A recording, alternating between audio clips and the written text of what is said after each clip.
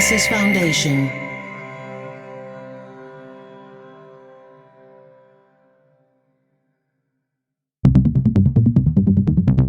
Dublab.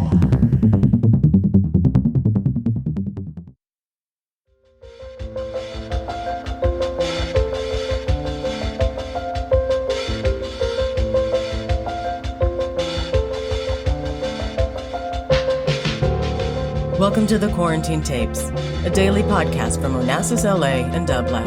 Hosted by Paul Holdengraber, this series chronicles shifting paradigms in the era of social distancing.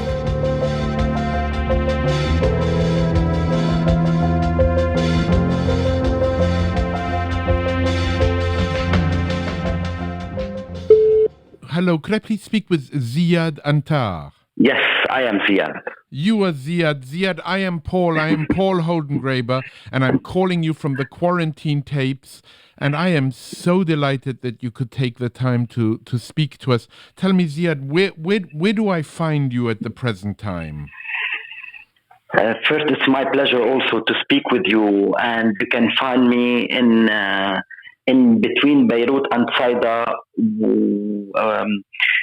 trying to live another experience that I lived last month. So I came back to my hometown in Saida, and you can find me there, back to my family. Right. So you said the last month, because today is a month since the explosion. Exactly. It's the 4th of September, and the explosion was the 4th of August. And since then, our life is a little bit agitated. Tell me what the experience. Tell me what the experience has been, and perhaps, unless it's too painful to relive, tell us what your personal experience was of the explosion. It is painful to relive, but we need to talk about it loud, and in order to be able to go further. It's sad because we lost friends and a lot of people were injured, but we always try to look ahead and continue. It wasn't something very easy on the whole population of Beirut, especially the area of the bomb.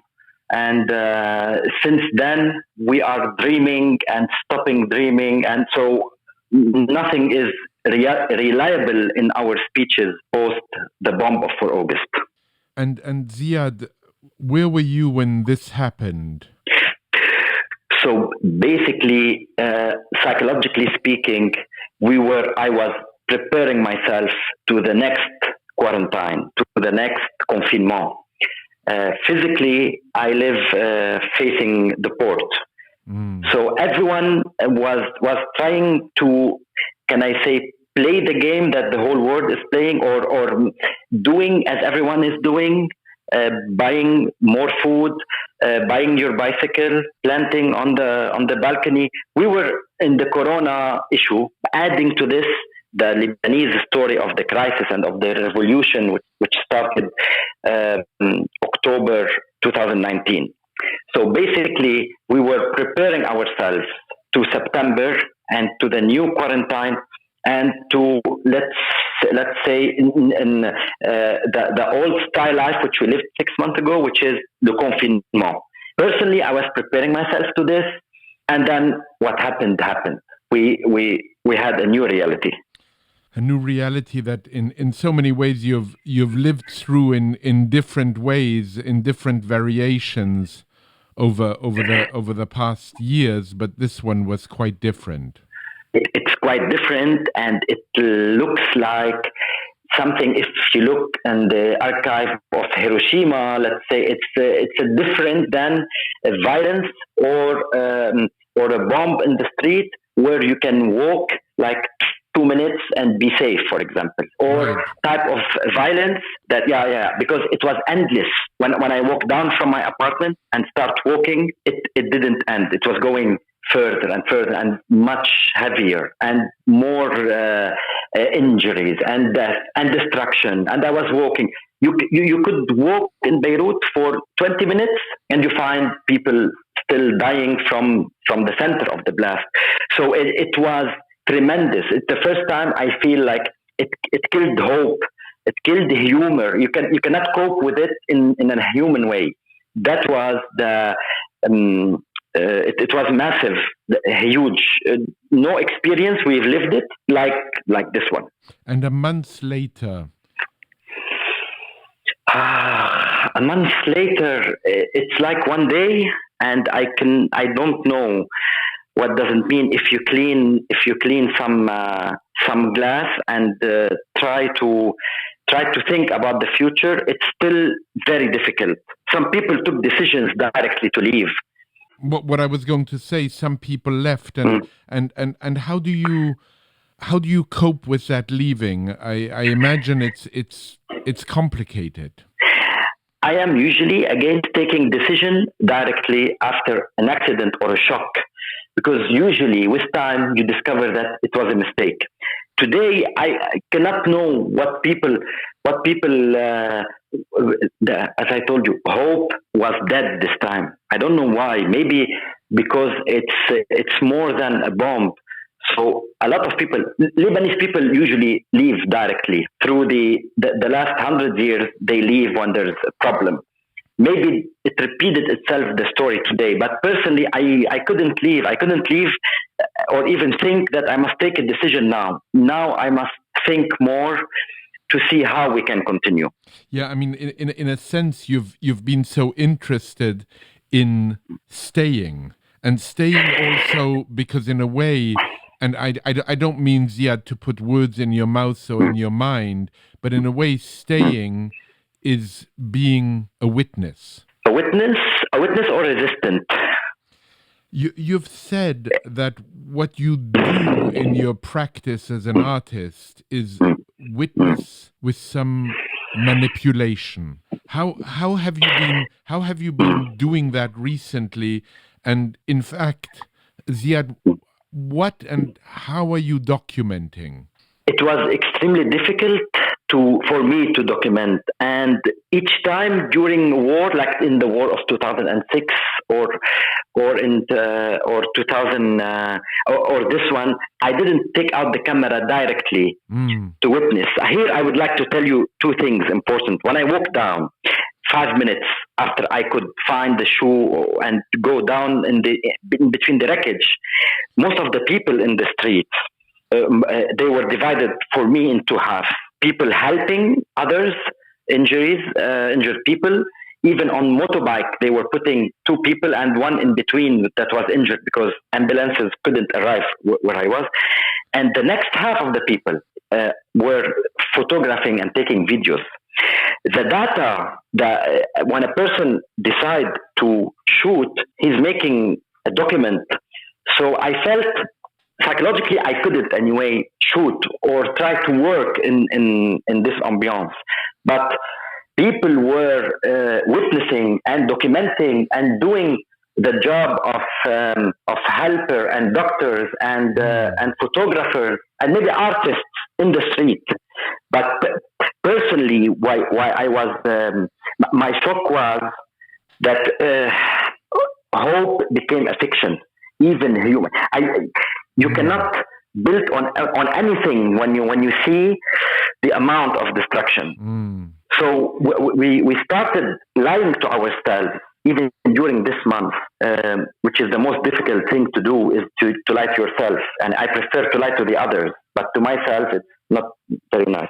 So we are lying to ourselves. We must start to lie to ourselves in order to build up some hope to be able to continue.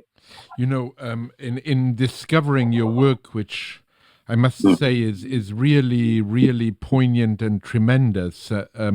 One of your projects, Ziad, which is called Beirut Bereft. In a way, that project, which is many years old now, is your present circumstances could also be called Beirut Bereft. And in thinking about the word bereft, I couldn't keep myself from rushing to the dictionary and seeing that the word bereft means to be deprived, to take away, to seize, to rob, to plunder, and in a way, bereft and bereavement go together. So perhaps you can say something about why the word bereft. Yeah, it's a city en deuil, we say in French. It's a simple what? En deuil En deuil, in yes. French. Yeah, Yes. en deuil. I don't know in English. In mourning. Yeah. In mourning. Yes, that's what bereft is for me.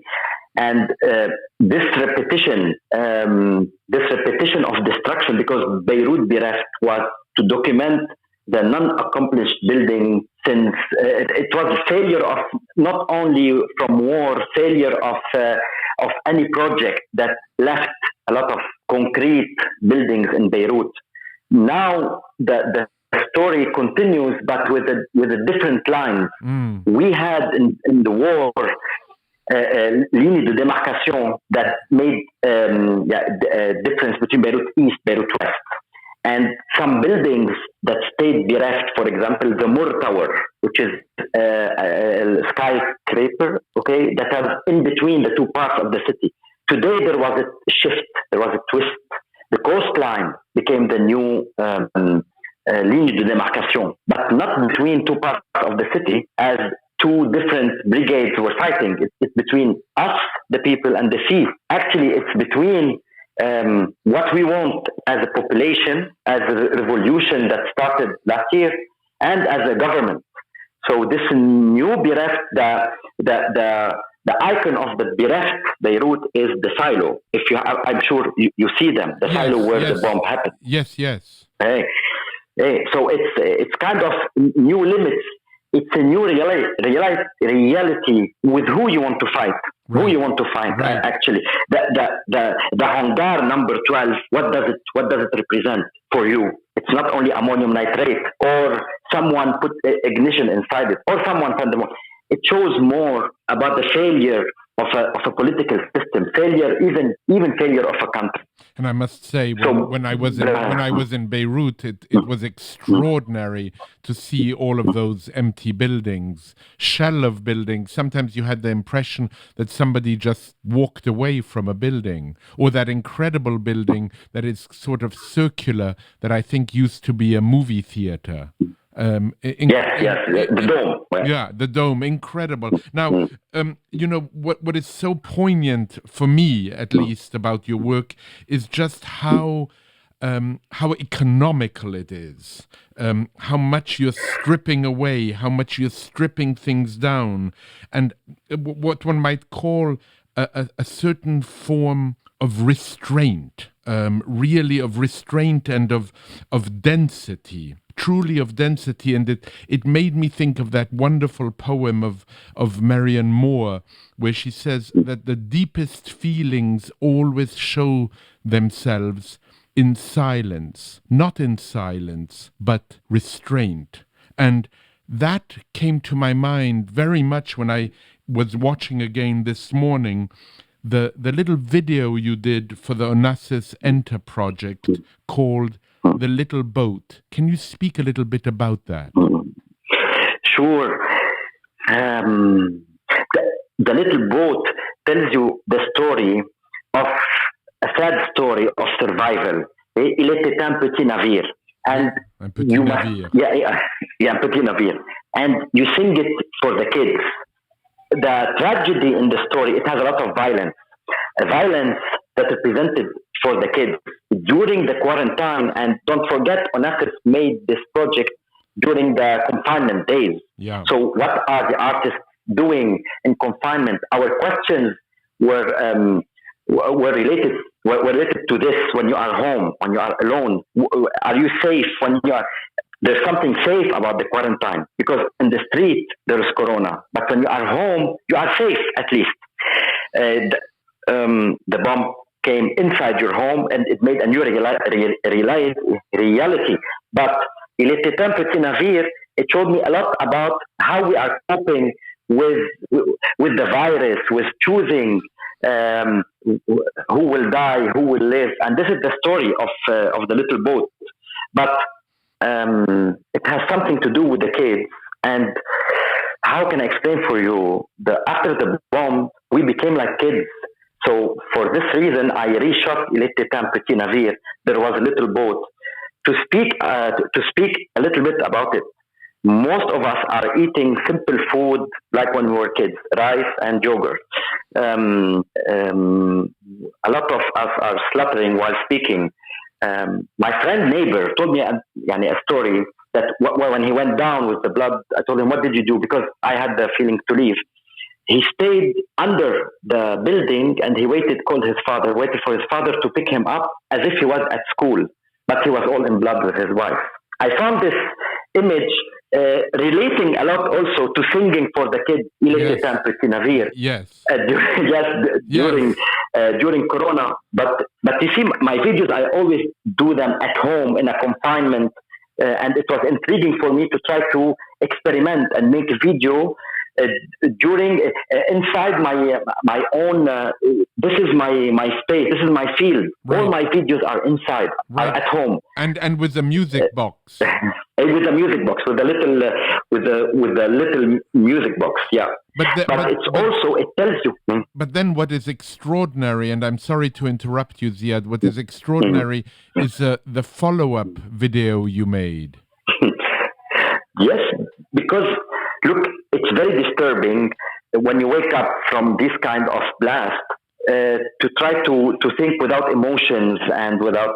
So when I saw this little music box in between the rackets, I said, if it works, it might be a hope, and I continue the song because I stopped the song where I wanted to stop it because they started Il était un petit navire and there were no more food.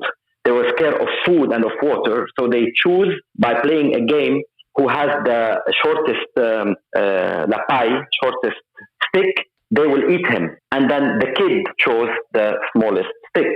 So he started crying, and I stopped the video here, and the lyrics, I stopped it here during quarantine. But look, imagine what happened, because after the bomb, I restarted playing the same, maybe in order to continue the story that he went and prayed, and a lot of fish came into the boat, and everything was solved, and the kid wasn't eaten by the sailors.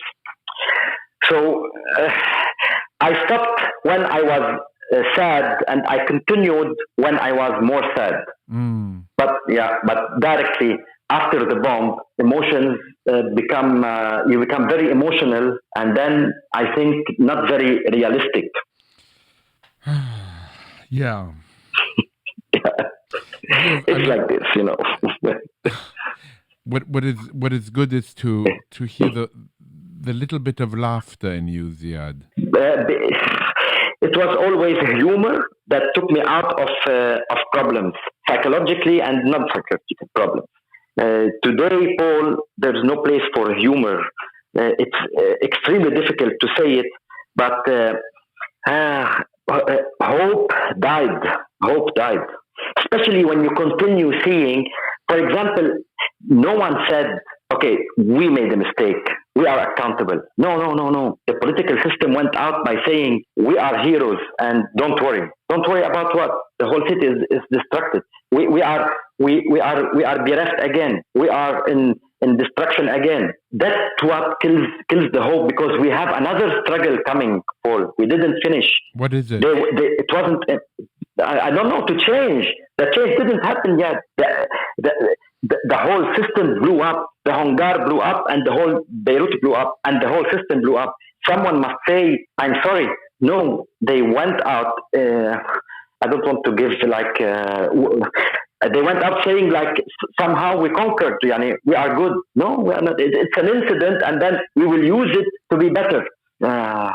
This is what kills hope. The political system still believes that maybe they can use the bomb to stay, and this kills hope. That's what a lot of people are leaving, because we have a bunch of liars living in a fiction, and they think that somehow they will stay. And until today, what we are seeing is that they are staying. The people responsible for all this will be there to live with us. The reality is that they should be vanished.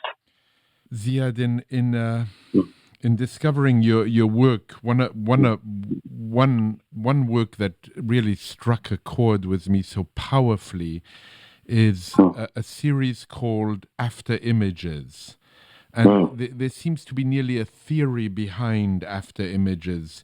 You were told at one moment there's nothing there, and you found nothing. There's something quite funny about that, and there's something, and you can relay the story. And it reminded me of a wonderful line of the photographer Saul Leiter, who said, "Focus is highly overrated." And this project was not only out of focus, out of lens. Yes. Wonderful story. It's always the question. When even I ask myself when I see people documenting, how to document, how do you want to see the truth? And the theory behind After Images was related to a book called The Bible Came from Arabia, which shovels actually the theory of Dr. Kamal Salibi, shovels all the territories of the stories, religious stories that we like. Where did they geographically happen? And can we ask, or can we doubt a little bit about where they happened? So he thinks, and he tried to prove that the land of Palestine and Israel is not where today we are fighting. It's the stories of the Premier Testament are found in South Saudi Arabia.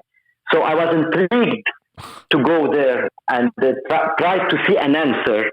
And I ended up with the camera without a lens, and I was shooting not out of focus, but I was shooting colors. And of course, I didn't find anything because I'm not a believer, but I found nothing. I found a mountain, and Moses can pass here or can pass in Egypt. And what is the difference if he passed there or here? Unless you want to rely it to a conflict today. I don't want to rely to a conflict today. I want to live with everyone. So I showed only colors because there's no answer. And it brings to the profound issue of what it means to archive and what it means to remember, what it means to witness, what it means to remember. And you told me recently that you've started to take notes. And why Ziad, this need? I'm always remembering when I ever use the word remembering that it literally means putting the members back together. Remember.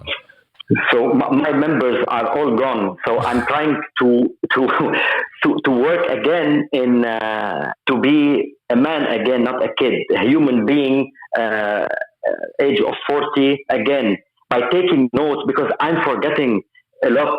I was chaotic in the beginning of my. Every time I'm chaotic, and I try to get a meaning out of chaos. Now I cannot do this anymore, and I must write to remember what I want to say and what I want to do. What have you written recently? I was working on a project related to agriculture and the relation between the change of varieties of potato and with respect to violence. And most of the ideas the archive was scattered everywhere. The first paintings I did were déchirés. They were scattered also. So I couldn't remember what I was doing exactly. So I tried to write notes about orobanche, which is a weed that kills the potato, and about potato and the relation between the Arab world and the consumption of potato. How interesting.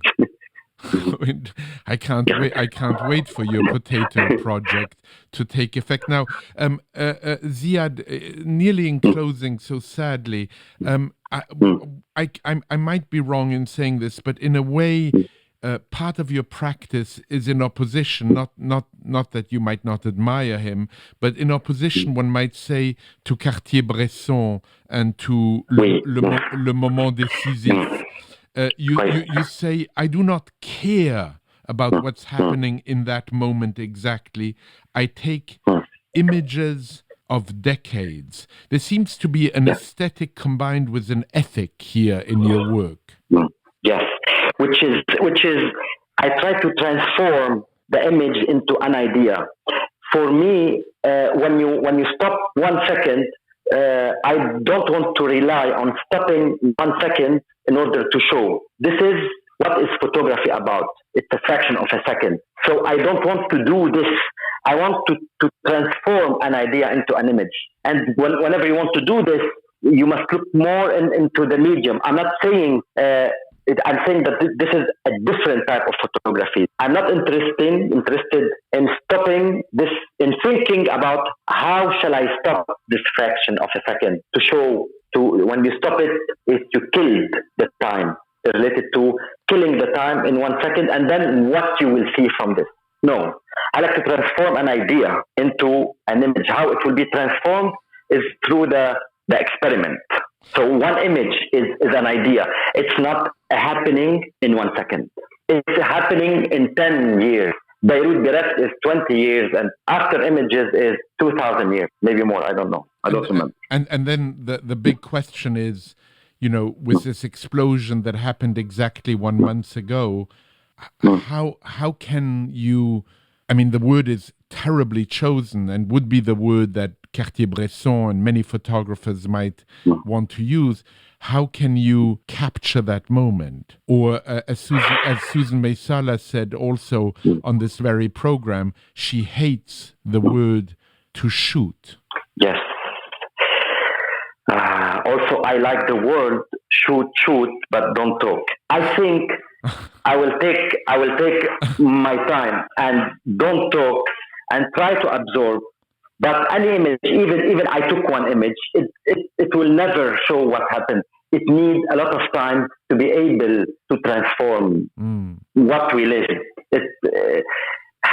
Everyone is taking images, Paul. I told you, people were, half of them, La Croix Rouge, half of them witnessing and taking images. We have a lot of images. We must think in a different way, which make the work of an artist and how to transform the realities harder than collecting some wreckage. And no, this is easy. The whole city is under wreckage, and everyone has a phone in order to shoot.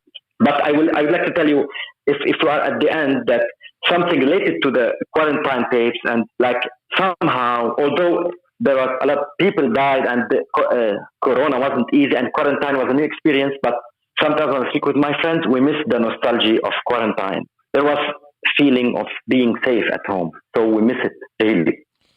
Ziad, it's been really a pleasure to talk to you in these very difficult times, and I truly hope that hope is not lost. It brought to mind, the great poem of Bertolt Brecht, where he says, "In the dark times will there also be singing? Yes, there will also be singing about the dark times." So always, and we'll always be singing, and we will never hand the hand. We will resist until the end. Ziad, thank you so much, and take care and stay safe. And I hope our paths cross soon again, and that I see you in person. This is for sure. Be well. Bye. À bientôt. À bientôt. À bientôt. Bye. Bye. To support this show and Dublab's progressive programming, go to dublab.com/support.